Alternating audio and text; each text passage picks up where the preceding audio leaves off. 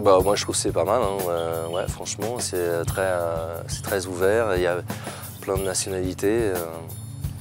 Puis il y a aussi l'hommage au cinéma français, là, où il y a une immense palette de ce qu'est le cinéma français, c'est très bien choisi aussi. Ça,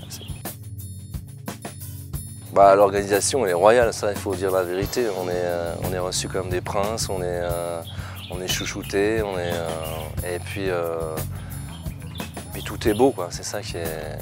Partout où on pose les yeux, c'est beau. C'est pas spécialement au cinéma, c'est très difficile de rencontrer des gens dans le cinéma.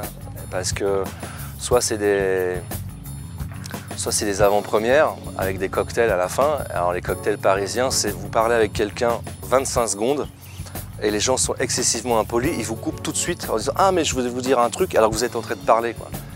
Et c'est tout le temps comme ça, c'est exaspérant, donc du coup on n'y va plus. Parce que ça sert à rien d'aller dans un truc où on ne peut pas parler. Et après, soit vous travaillez avec les gens, vous les engagez, là on peut les rencontrer, mais sinon il n'y a que les festivals où on peut avoir du temps de se découvrir, de parler, et que ça dure, de dîner ensemble, tout ça, et il n'y a que les festivals. Vous savez, le cinéma, on peut avoir un pays comme l'Italie où vous avez des studios de Cinecittà qui sont mythiques, où il y a des grands acteurs, il y a des cinéastes, il y a des scénaristes, mais il n'y a pas de volonté politique. Berlusconi fait tout pour tuer le cinéma italien parce qu'il a peur d'avoir des critiques sur lui et tout ça, et donc c'est une catastrophe ce qui se passe en Italie. Et il y a le cinéma qui décline comme en Espagne ou en Allemagne ou en Angleterre. Et là on a l'impression qu'au Maroc c'est un peu l'inverse. Donc d'un côté vous avez l'Italie où on fait tout pour tuer le cinéma par exemple, et puis vous avez le Maroc où on fait tout pour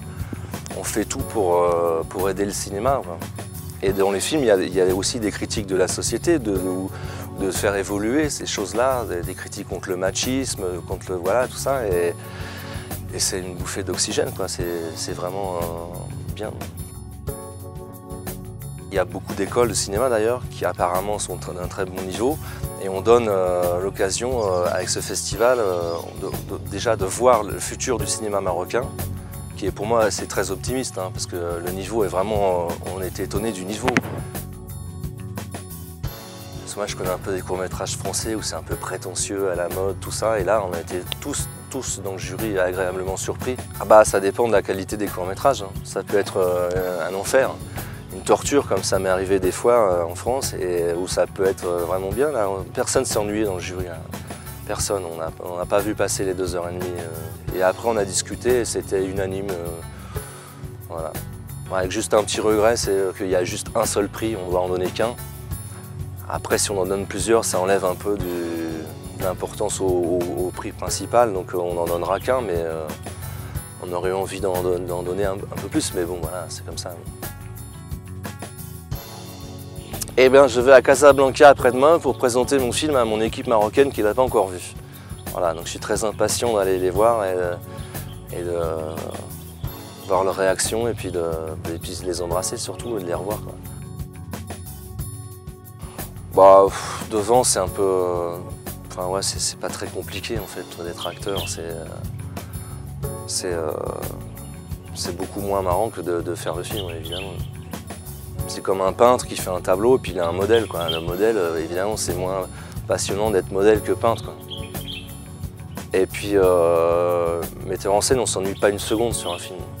Acteur, il faut aimer la caravane, hein. Il faut aimer être dans sa loge pendant des heures à attendre. Comme disait Lorraine Bacall, vous êtes payé pour attendre. Jouer, c'est gratuit, elle me disait. Voilà. Bah, c'était il y a un an au Maroc. Près d'Azrou, là, à Tchoumlilin. Et on a passé 4 mois délicieux, quoi. 2 mois de repérage, de casting, et puis de préparation, et 2 mois de tournage. Et on habitait à Ifrane et à Azrou, on était là. Et ça a été parmi les 2 plus beaux mois de ma vie, ouais. C'était superbe. Et on a fait un beau film, quoi. Moi j'ai des envies de désert un peu comme ça, ouais. Je suis allé plusieurs fois dans le sud, là. Il y a quelque chose qui m'attire beaucoup dans le désert.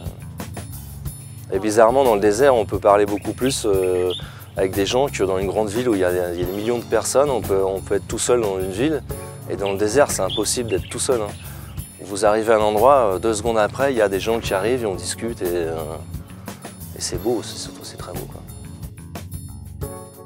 Je suis allé pas très loin parce que je suis déjà venu plusieurs fois à Marrakech, donc je connais la ville. Je connais parfaitement. Donc quand je connais une ville, j'aime bien marcher au hasard. Et quand j'en ai marre, je prends un taxi, donc je me laisse guider comme ça. Non, sinon je connais les trucs classiques, quoi. Les jardins Majorelle, la place et tout ça. Et plutôt profiter d'être ici plutôt que de faire des choses, quoi. D'être et de profiter de pas trop bouger, quoi. Parler avec les gens surtout. Il y a un truc quand même qui est, en voyant dans Marrakech, comme par exemple vous avez des travaux. Les murs en métal qui protègent le chantier, ils sont même peints de la couleur de la ville, quoi, pour pas que ce soit laid, quoi. En France, vous auriez immédiatement, quand il y a des travaux en France, on met des publicités qui bougent comme ça, là. On vous placarde la pub partout. Ça commence à m'insupporter, ça, cette agression visuelle, quoi.